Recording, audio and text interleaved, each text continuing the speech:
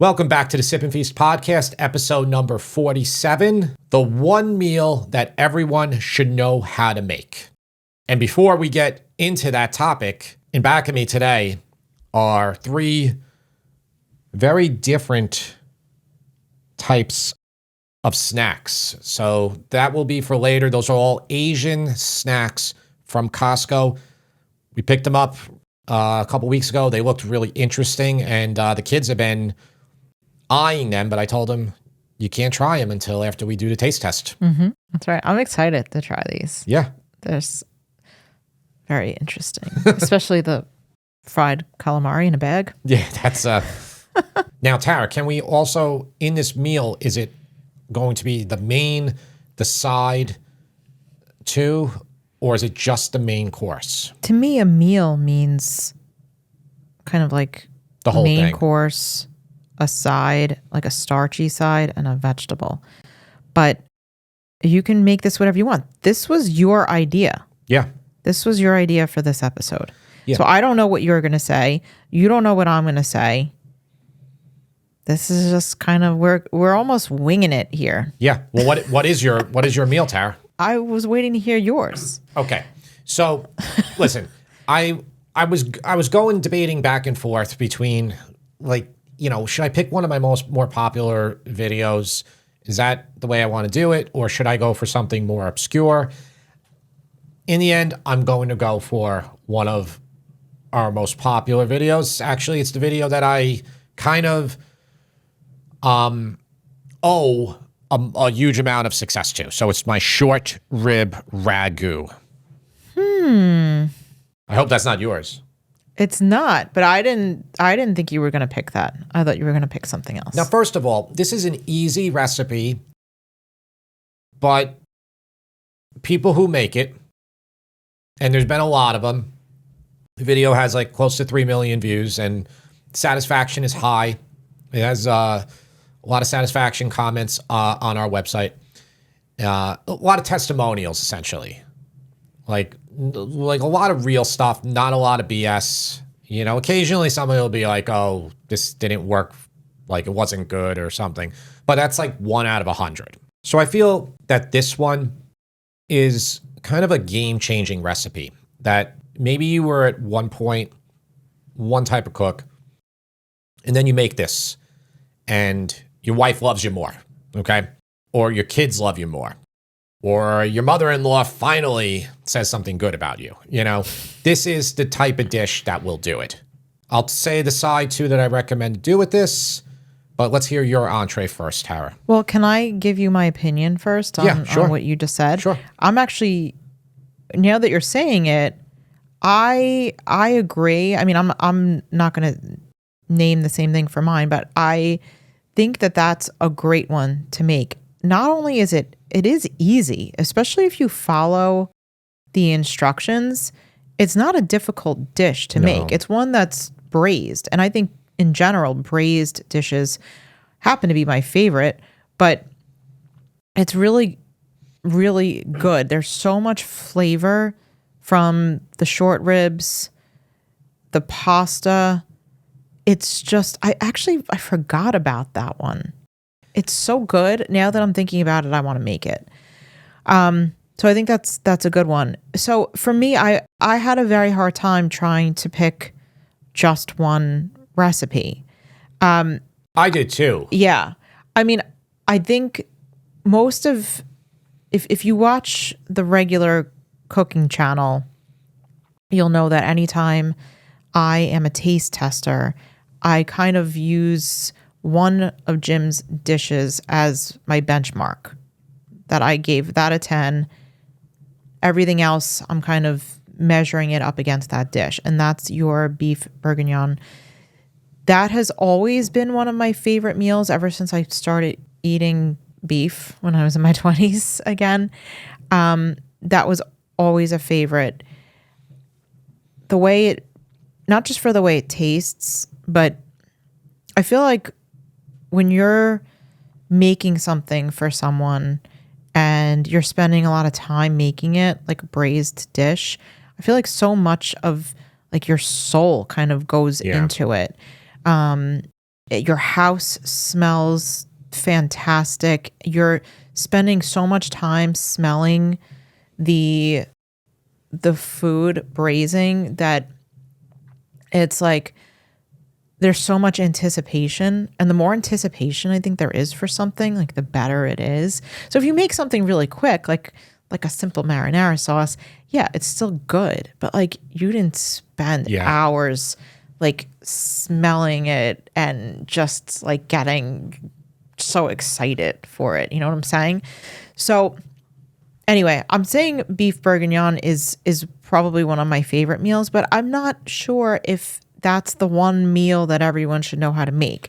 When you shared this idea with me, I kind of took it to be maybe a more practical type of meal. It can go the other way. Like, what meal should you know how to make that you could make for pretty much anyone, even picky eaters? And I was kind of going a little bit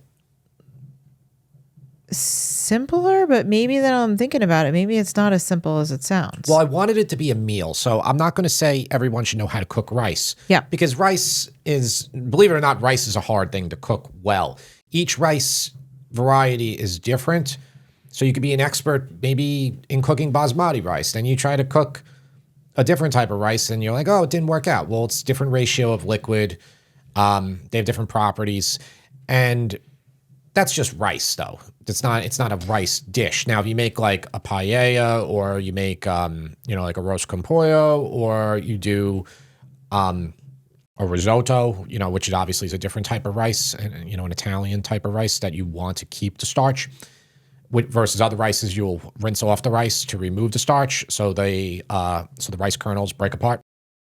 But it's all just rice, and I know I could have picked a rice dish, but I wanted to go for this one because I do think this one, if you know how to do this one, you're going to be able to make a ton of other dishes that involve braising. And honestly, beef bourguignon is one of them. Okay? So beef bourguignon might be the harder one of the two, but neither one of these are hard. Beef bourguignon is just about the liquid ratio, where a lot of people will screw up beef bourguignon, and this is why a lot of the comments that we were getting about the beef bourguignon, and again, this is another one of our very popular videos and well-received recipes. A lot of the other problems that people have with other recipes was that it was too liquidy, that it was not, like, it was bland. It didn't have the properties. And honestly, this one, that recipe took me a while to get right. It's really that liquid ratio. Everything, the amount of flour you put in, you let the flour cook in there, coating the beef, all that. These are really important things to come out. If you do almost the same things that I did, but you don't do it all, you will end up with a far worse dish. Now, is there a better version than my beef bourguignon? Maybe. I don't know. I mean, look, I've seen a lot of recipes. A lot of people do it. I thoroughly detest the liquidy types, and there's a lot of them online.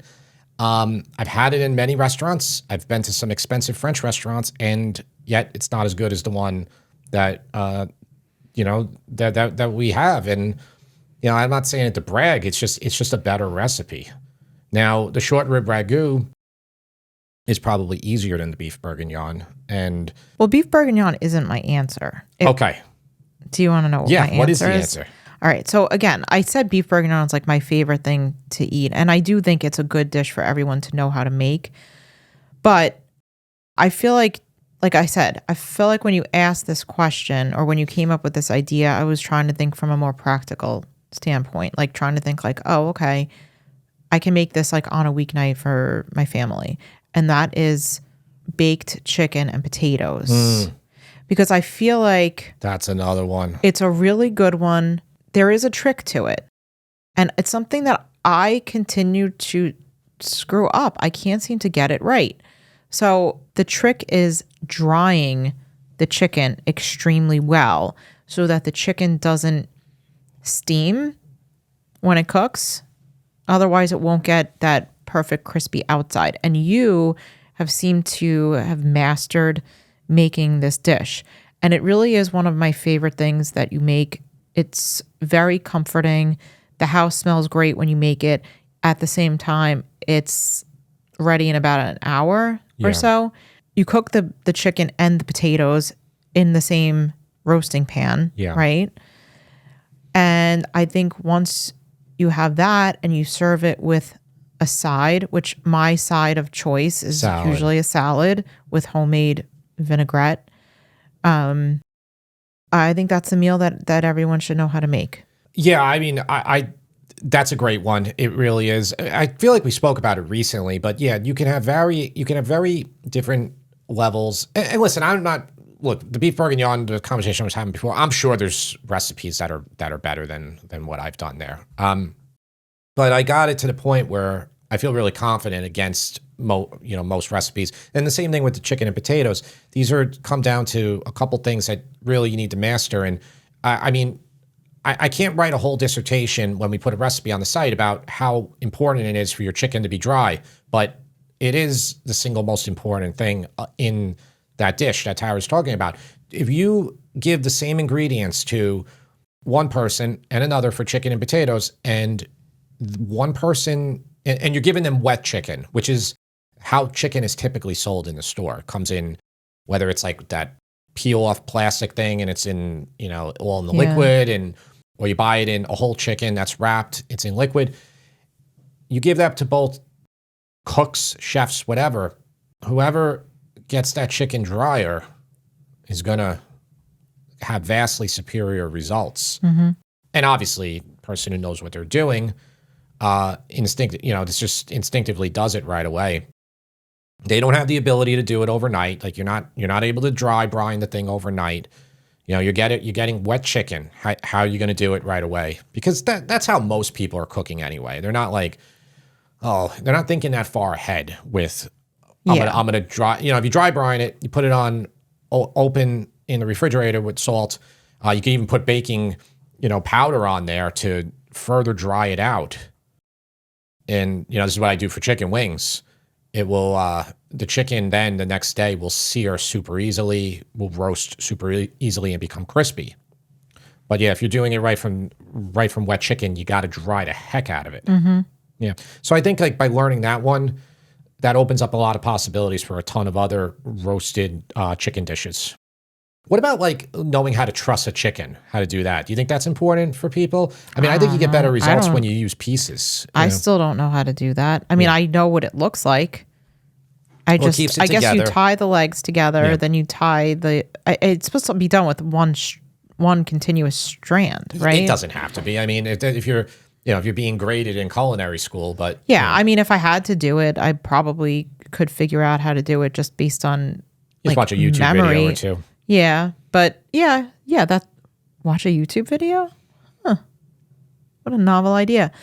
Yeah, I guess I could do that. I don't know how important that is. I mean, I've made roast chicken before without it. Yeah, you just tuck the legs under. I do like the wings under. I do like it when the pieces are cut prior to roasting. I think it's easier to eat that way. Yeah. That's how my grandmother would always do it that way, like the chicken in there with the potatoes. It's a good dish. I mean, that's a great dish. So that's your dish then, is going to be chicken and potatoes. And your side, the salad. So you basically killed all the birds with one stone there. But I need a side for the short rib ragu. Now, the short rib ragu is super heavy on fat, like ultra heavy on fat. Let's talk a little bit about fat. Fat in sauces, fat in your braise, fat in all these dishes. Tara reads comments more than I do. How many times you see people saying how I ruined the dish by taking the fat out of it? Every day. It's an epidemic, right? It's, yeah. Yeah, it's an epidemic. So I'm talking to you if you're the one who's writing this or saying it, if you're listening. Somehow somebody on the internet or on YouTube, a popular channel, is telling people to leave all the fat in. I have to think that's the case. You're not removing all of the fat when you skim the fat off the top. Again, if you think it needs to all be all in there, it doesn't. But you can just watch masters do this, from Jacques Pepin to Bobby Flay to Gordon Ramsay to Eric Ripper. Like that's what they do. It's what you supposed to do, because if you don't do that, your dish is going to be just disgusting is not the right word. It's going to be too rich and over the top. There's a balancing act here. So if you're taking short ribs, as you are in short rib ragu, there's a ton of fat in short ribs. It's not so much externally, it's the internal part, and that will all break down as it braises, and that will all liquefy, and you will have a massive amount of it. Same thing happens in beef bourguignon. Same thing happens when you're doing a pot roast. Same thing happens when you're cooking anything that has a high amount of fat in it. You can save that fat if you want. I'm not like telling you to discard it, but I will say you are better off removing a substantial amount when you are cooking your dish. It'll just clean it up. So what's the best way to do it with short rib ragu? If you got the time, you would do your braise. Then you can take your short ribs out of there, let them cool for a bit, break the meat down, break the meat apart.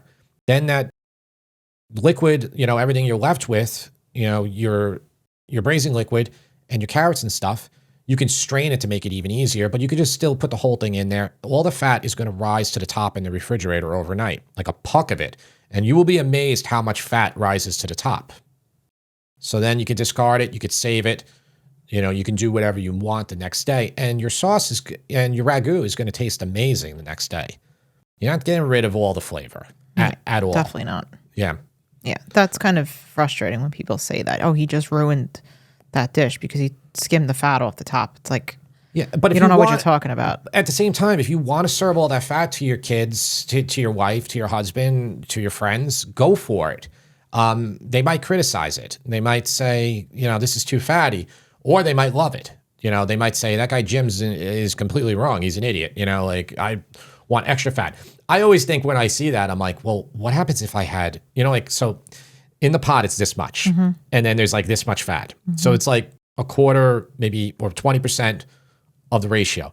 What if it was like half and like I didn't remove it? Or what if it was like 75%?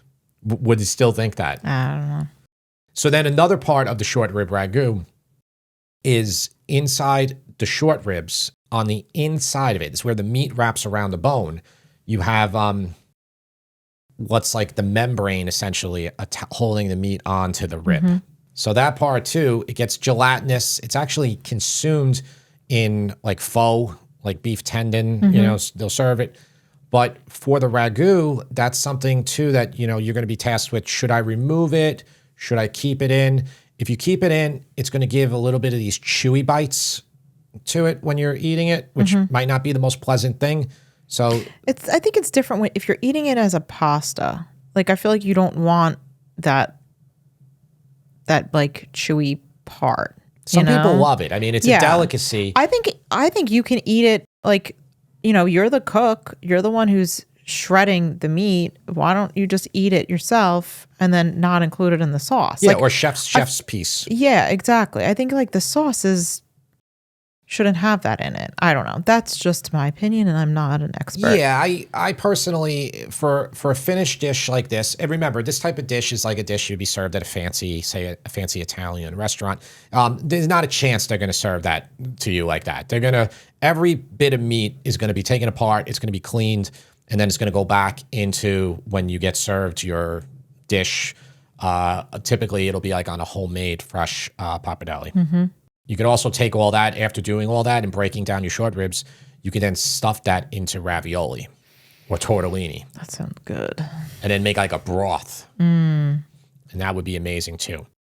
But yeah, that's the one that is for me. And then to cut all that fat still, because it is a fatty dish, I think you want a clean, crisp, green vegetable with it. I agree. So what would be your choice? I love broccoli rabe. I know a lot of people don't like it because it's bitter, but if I was going to serve the short rib ragu pasta, I would make a side of broccoli rabe because I think it's the perfect side. If you don't like the bitterness, you could certainly go with. I think escarole would be good. Yeah, or I was going to even say, I know you're not a huge fan of kale, but I was going to say kale might be good. Kale would be good. Yeah. Maybe with like some lemon on it just to like cut some of the fattiness. Yeah. That's what you need is green vegetables for something like that. I mean, Yeah. the star of the show is the ragu and your fresh pasta, which you don't have to have fresh pasta. I will just use store pappardelle, which there's so many good brands now. I would still say, even if you have a side of a green, I still think you should finish your meal with a salad. We've been trying to do that most nights now, and I really find that, not to get like graphic here, but it does help with digestion. It does. Salad at the end is the way to go. Yeah. What about some bread with that? Is that too Americanized to do it? I mean, you really should. You should. I mean, the sauce is so good. Like whatever's left in the plate, take some bread and. But yeah, that is an American thing, Yeah, it's that's my meal. That's my meal, and I'm sticking to it. That sounds good to me. Anytime you feel like making that, I will gladly eat some of it. Can you believe how long it's been since I've made that? Yeah, it's been a while. I get more messages about that dish than any other dish on Instagram. They'll send me the photos of their whole process, so they show me like. Because it's a long recipe. And they'll like say, look, Jim, I got all the ingredients. And then like 4 hours later, they'll show the finished dish. And they'll be like, my kid said it was the best thing they ever had. I mean, I cannot tell you the amount. And it is a simple dish. I mean, I'm not telling, if you're into cooking and you know that Italian food is the easiest food in the world to make. It's not an insult to Italian food. It's just a fact. It just is. And I mean, I think what we try to do here is take some of the mystique out of it. Where we live in this part of the United States, there's a lot of ingredients here that aren't accessible in other places. I get that's why people come to us. They want to learn some of the stuff that we take for granted. Mm-hmm. I mean, look, I put money on it. You can take like a pro chef from Italy and just throw him in the ring in China or something or Japan and say, go. They would have a really hard time. You take that Chinese or Japanese chef and you throw them into Italy, they'll be fine. Okay. It's just, it's easier to do the Italian food. The Italian food is less ingredients, but really high quality ingredients put together in a really simplified way. I'd agree. But the other stuff, French, Chinese, Japanese, whatever, other cuisines, there's a lot more technical stuff involved there. Mm-hmm. It's not an insult to Italian food. It's just not. It's just, though, a lot of this stuff is really, really simple to make. But, for this one, if you don't start with good quality beef, short ribs, nice tomatoes, you're going to have a hard time.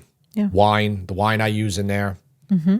That's another question we get a lot about the wine. Can we use like cheap wine for these dishes or expensive wines? Yeah, we do have a question about wine, and I think it was a suggestion. Maybe it was it was a suggestion from Uncle Bob, and we're going to do a whole episode on it. Now it's coming back to me about like busting certain myths or urban legends. Like, is it an urban legend that you should cook with wine that you want to drink, or can you use like super cheap wine? Somebody asked me that question. Was it? It was somebody else too, and I've always have cooked with wine that I want to drink. Mm-hmm. I've tried it with the cheaper wines, and the results were always poor. At the same time, though, you're not using a $50 bottle of Barolo or $60 bottle of Barolo to make Brizzato. You're using a cheaper, Nebbiolo that you used? Yeah, because or Chianti. I feel like there's like, a line, like maybe you don't want to cross when using. Yeah, I want to drink a $50 bottle of wine, but I don't want to use that $50 bottle of wine to cook with. I think the returns diminish, but from what I've read, and again, this is somebody I was speaking to about this, I didn't want to really go into this topic because Serious Eats has articles about this who people trust as gospel. And using box wine. And they said that the box wine and the cheap wines are indistinguishable. Now, again, is there science there, or is it just the author's opinion? I have never experienced that. I've experienced the complete opposite my whole life. So, and honestly, what happens is a lot of times the opinion that gets put there becomes gospel on other things. And then if you go against it, but I think the only way to really know for sure would be to do a test. You can't do a scientific test on this because it's all subjective taste, but you would need a bunch. I would say you need about 20 people blind tested to find out. So I would cook them like the ragu with like $5 box wine. And then I would cook it. Everything has to be the same though. Quality of everything. Then I would cook it with like $20 bottle of, Chianti, Sangiovese, whatever. And then, Yeah. But it's always been my experience that the cheap wines, like the really cheap wines, it's tasted like garbage, the final product. I don't know because I don't think I knew if you were using cheap wine or not. I've never used it. Like I tried it a few times, but I feel like that same article said you can use the super cheap, but they said don't use the cooking wine in the stores. So it's like, if that's the case, why not just drink the super cheap boxed wine? Like, I don't know. I don't know. I don't know. I'm not going to be able to give you the answer on this anyway, but it's probably worth a try. All right. So we just talked about meals. What is the one meal everyone should know how to make? What is the one cocktail everyone should know how to make? Oh, that's a good one. Changing it up. Yeah. I mean, cocktails are fairly easy to make. So, I mean, I think I'm going to be really old-fashioned here, and I'm not going to say an old-fashioned. An old-fashioned? No, I think a martini. You know how to cook? You know how to make a good martini? Yeah. Gin, vermouth, olive. What's your feelings on vodka martinis? I prefer gin. I don't really drink anymore, though. If I do have an occasional cocktail, it's usually not a martini. It's usually something else. But I do prefer a gin martini to a vodka martini. And I didn't used to be that way. When I was younger, in my 20s, I used to only get vodka martinis, but my taste buds changed as I got older and I really started to appreciate the flavor of gin. The first thing I ever got sick on alcohol-wise was gin. And I couldn't drink gin probably for 10 years, maybe more. The other thing was Jim Beam. Jim Beam. Jim Beam. What is that? It's an whiskey? It's an inexpensive whiskey. Yeah. I think it's close to Jack Daniel's. Okay. Like how it's made, but I'm not positive. Those two things, and I don't remember what brand of gin it was, but those two things, it was gin and just Jim Beam. I feel like during that time I was still able to have Jack Daniel's, but I couldn't have it, and it took. I mean, honestly, I don't even think to this day I've had Jim Beam, but gin I have come around to, and gin is just a beautiful floral spirit. It is. I really do enjoy it. It's probably one of my favorites. Now, I would probably say for my one cocktail everyone should know how to make, I'm not going to say a gin and tonic because that's just so easy. It's gin and tonic. I'm going to say a classic margarita. 3, 2, 1. 3 parts tequila, 2 parts triple sec or Cointreau. I know people use 1 part lime juice. 3, 2, 1. Yeah, it's a simple way to do it. Yep. But it works. Don't buy margarita mix. Oh, no. Ever. Don't do it. Don't buy margarita mix. What about Bloody Mary mix? Can you buy that? No. No? I don't know. I don't know enough. I don't know enough to answer that. There's so much stuff in a Bloody Mary. Yeah, go ahead and buy the mix. You're going to just be adding a bunch of stuff to it anyway. Yeah. But don't buy margarita mix. Make it yourself. It is seriously one of the most, I think a classic margarita is one of the most delicious cocktails there is. Really? Yeah. It's funny. There's nothing like it. As we're talking about this, I think I want I would have a Bloody Mary over a margarita. Good Bloody Mary with horseradish, a little bit of Tabasco. Yeah. Touch of Worcestershire sauce, or should I say Worcester sauce. That's good. Celery stick. I saw some guy put, I think it was on Instagram, he had a fish bowl. It was at a restaurant. They served a fish bowl Bloody Mary to this person, and it came with chicken, a whole rotisserie chicken in it. we talked about this in another There you go. podcast. I think we did. It's making an imprint on me. Okay. At least you and I talked about it. All right. Yeah. Shows you I'm hungry right now. All right. So we're going into the taste tests. Yeah. All right. We're going to do one at a time. I'm going to grab the one that you probably all want to know. Yeah. This is Korean, right? Product of Korea. I just want to say this is from Costco. It's light and crispy fried calamari snack. It's a product of Korea. It is the ingredients. Number one ingredient is dried calamari. Okay. So it's dried calamari, then it's wheat flour, cornstarch, pepper, all that stuff. It says that you should heat it up Well, does it say that? or not. No, we'll go turn it over. Okay. So the back says how to eat more deliciously. So I think you can eat it straight out of the bag, which is what we're going to do. But you can make it more deliciously by laying it out in foil and heating it in the air fryer, or placing on a microwave safe dish and cooking for 15 seconds, or with sauce. Enjoy with sauces such as ketchup, chili sauce, or mustard. But again, I think you can eat it right out of the bag. If you have an air fryer, that's what it would work with. Yeah, so the brand is called Mama's Choice, light and crispy fried calamari snack. There's some Korean letters at the bottom, Korean words, and there is a really cool looking calamari with legs and arms, except his legs look like human or cartoonish feet. They don't look like tentacles, although he does have 6 of them. And then he's got 4 arms, and he's holding a beer. I'm interested in trying this. Yeah, and he's wearing a bow tie and green glasses. For all I know, this could be like one of the most popular snacks in Korea. Break it open. Oh boy, I smell that right away. Is it bad smell? Oh, God. Oh, God. I don't know if I'm going to be able to eat that. It smells like the Fulton Fish Market. I don't know if I want to eat this now. I think it's going to be good. Oh, God. It tastes better than it smells. It's kind of rubbery, like you would expect. I don't love it. Like, I wouldn't sit there and eat a whole bag of it. I don't love it either, but I will say that I can tell already that if this was put in an air fryer for a few minutes, it would be a lot better. It is literally dehydrated calamari and then coated and fried with some crispy batter, some type of thing that will stay crispy even in a sealed bag. And I mean, it's really not bad.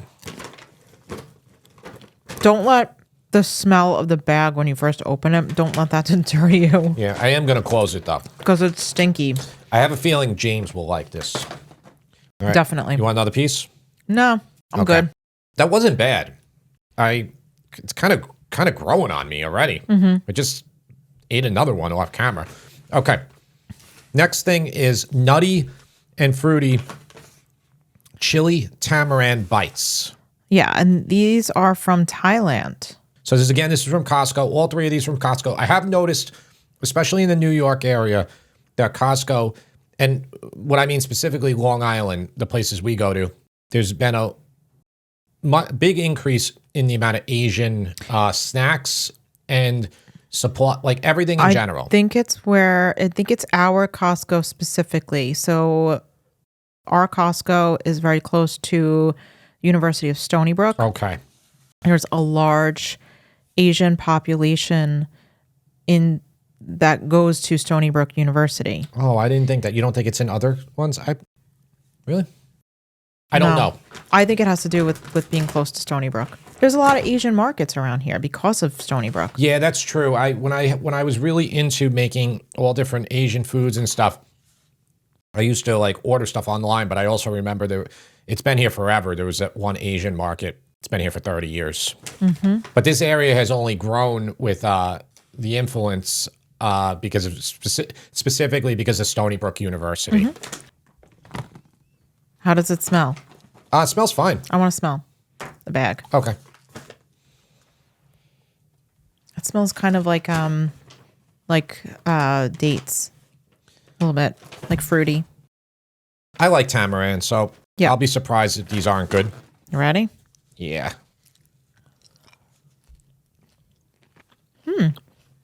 All right, so these are chewy, a little sweet, a little salty, Sour. just a tiny bit of spice. Sweet, sour, and tiny Yeah. bit of spice. They're good. I mean, honestly, it's a little rich for me. Does it taste rich to you? I don't know if there's a lot of sugar. I don't think I could eat a whole bunch of these. So there's nothing rich in here. It's tamarind, cane sugar, paprika, chili powder, salt, citric acid, and cayenne. They are becoming more spicy as they're lingering. Maybe it's the sugar that's because it's the second ingredient. It's a little bit much for me. They are high in sugar. Yeah, like I said, I just ate 2 of them right now. I don't think I could eat more.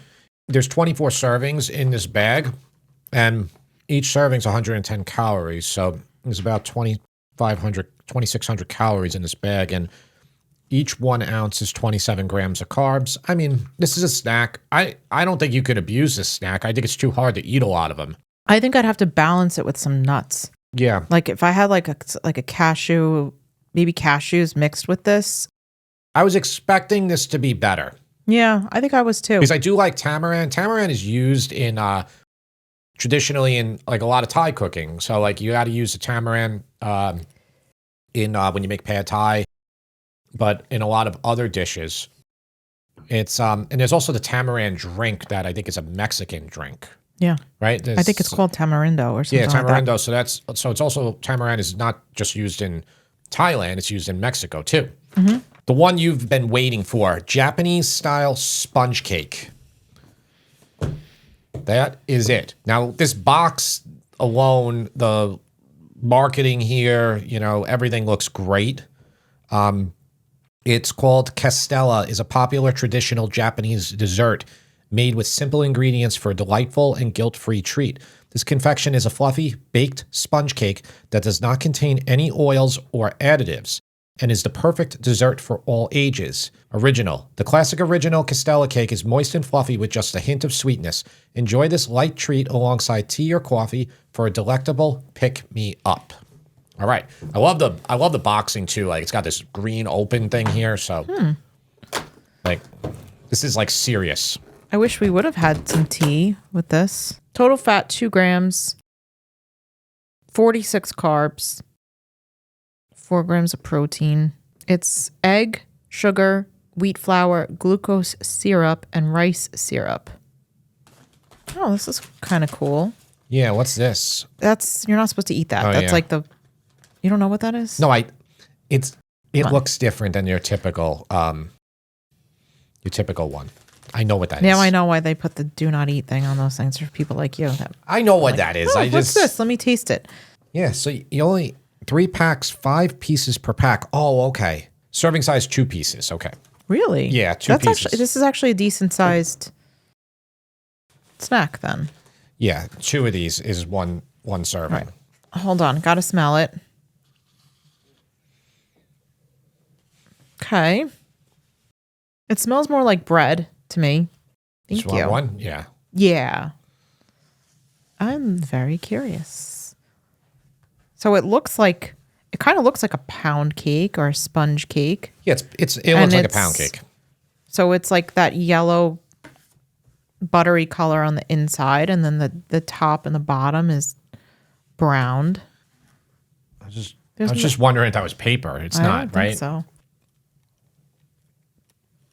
Right? That's not paper? No. Okay. No, it is.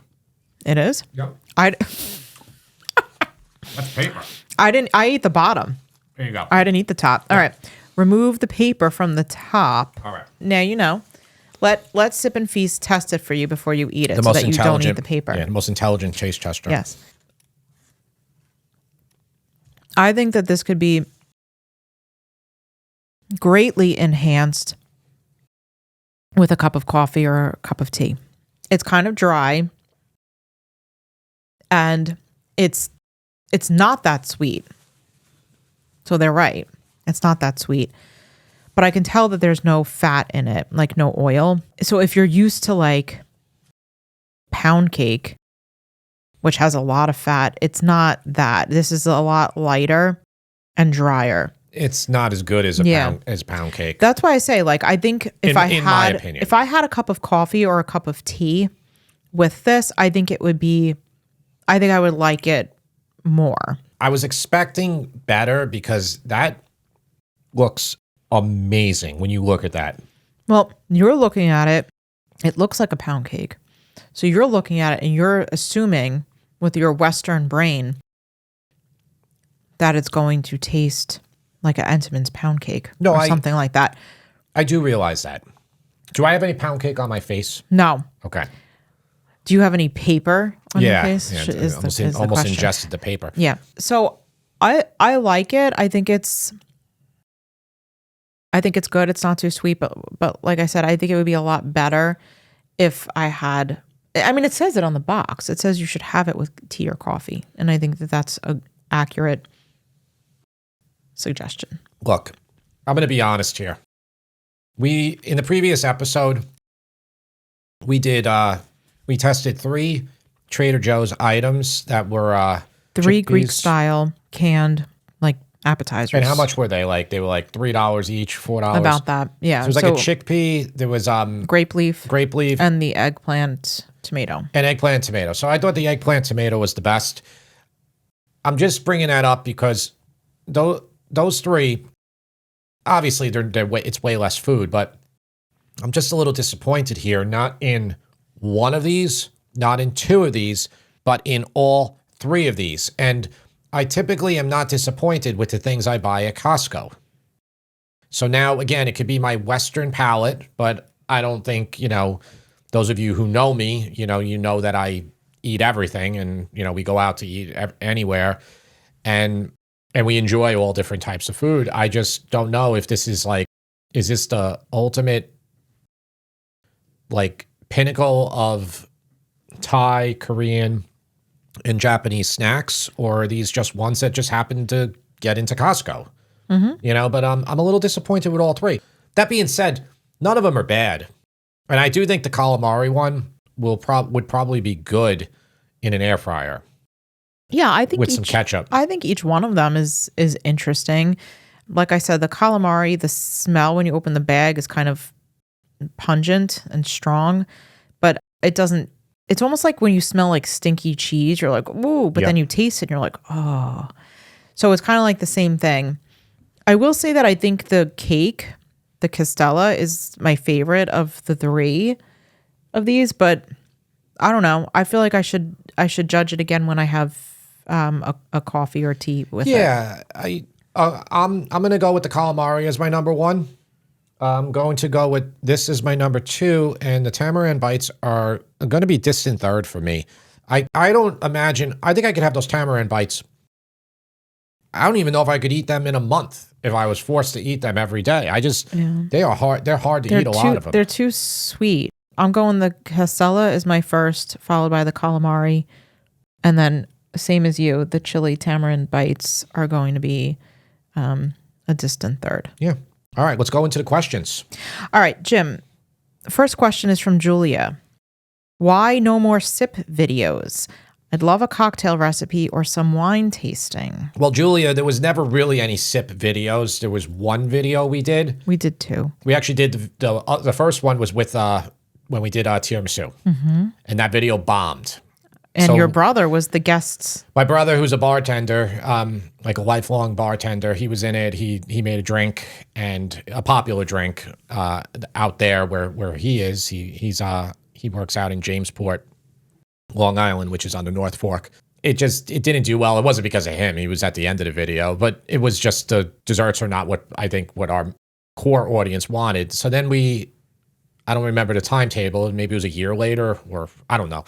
We did a drink video, and one of our most popular recipes on the site is the limoncello spritz. So he said, it's really simple. It's just spritz with limoncello and, fresh mint. We said, let's do that along with 2 other spritz. So we did the Yugo spritz, which is from Tyrell in Italy, by the Dolomites area. And it's by is that the right? South Tyrell. I just want to make sure. Yeah.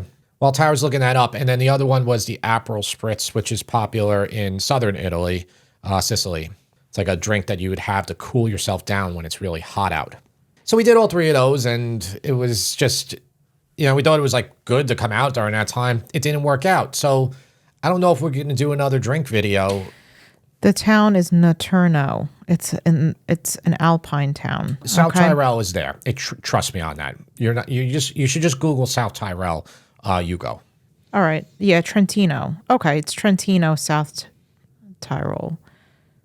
It is on the Austrian border. Yeah. Okay. No, I mean, I just have to listen. I just wanted. I didn't want. I mean, I knew you. Didn't I knew that wasn't the name of it. The name of the town is Naterno, but it's close. But it's probably in that region. Trentino is the region. It's always good to fact check. Yeah. Okay. Well, when we have a producer here, they can fact check me all the time. Okay. Tell me I'm an idiot. So your answer is that we don't really do the sip videos because it doesn't seem to perform well. Yeah. And it doesn't seem to be what our audience is looking for. It doesn't perform well. The website, we stopped doing drinks on the website. Little info, Tara barely drinks any alcohol anymore. When I mean barely, it's like twice a year. I don't drink too much alcohol anymore. Though, I just don't have as much as I used to. So drinks we stopped doing them on the website as well. So, but that being said, we have an occasional one on the website here and there. That being said, Julia, there's 45 drink recipes on the website, and I'm just being honest. There's people out there doing better stuff than we are when it comes to the drink stuff. As far as like our name, Sip and Feast, that can't change. It's trademarked and brand has been around for 6 years, and it's just impossible to rebrand even if we want to. But I really like the name. So because you're going to sip and feast regardless of whether, you're always going to do that at the dinner table. That's true. The one thing I will say is that we are going to do a non-alcoholic wine taste test video for the podcast, right? Didn't we talk about doing that? Oh, for Patreon.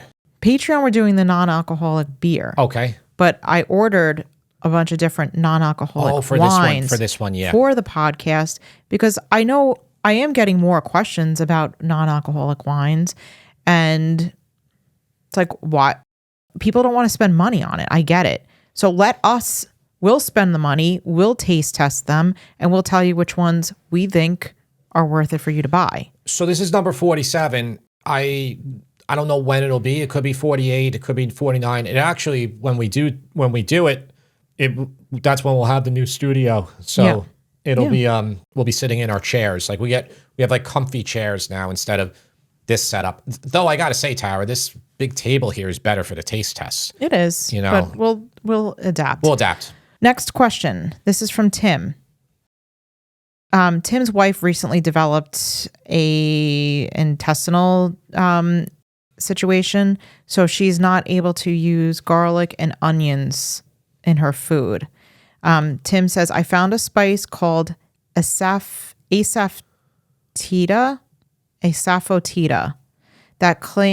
that claims to be a substitute for garlic and onions. Do you have any knowledge or opinions of this spice, asafoetida?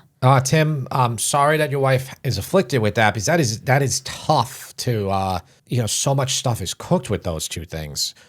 I have not heard of this spice. Have you heard of this spice, Tara? I mean, I haven't heard of it. So I looked it up when I saw Tim's question come in. I had not heard of it previously, but my understanding is that it is used in Indian cooking. Indian, okay. Yeah. Well, if it is, then Tim, I would, if you have an Indian place near you, a restaurant that you like, I would ask them. They'll know. If they're like, no, it's not good, you shouldn't use it, because there's one cuisine, people who know spices, it is Indian people. So they will know. And that, I never heard of it before. My understanding is that it's like a very distinct type of smell or taste to it. I think gives an umami type of flavor. Is it MSG? Is it related to MSG? No. And it's not like James and I have been looking at more and more Indian recipes lately, and I have not yet seen any recipe that calls for this. That's why I had to look it up because I had never heard of it before. But what I was trying to find is that I didn't necessarily see that it was a substitute for garlic or onions. Yeah, it can't be a substitute. Tim, I would keep searching Google, maybe Reddit, people who have like similar issues, and they might give some advice. I know right away you can't use shallot then, I'm assuming. It's too closely related. But I would find that out, because if you could, then that would remedy most of the issue. What about, like, I know soaking onions in water can kind of take out some of the acidity. Like, I don't know. I mean, I obviously I'm not a medical doctor, so I can't, or a nutritionist, so I can't say for sure how these ingredients interact with I don't know how else you could digestive system, start a dish. I mean, I would say this isn't a substitute, but I would try to add more capers and olives into dishes, and lemon juice. Maybe even like anchovy. I wonder if that could be. I would try all of these big flavor boosters, and we did a whole episode on this early on, but that's what I would go with, those big flavor boosting agents: Calabrian chilies, cherry peppers, sun-dried tomatoes. All that stuff is.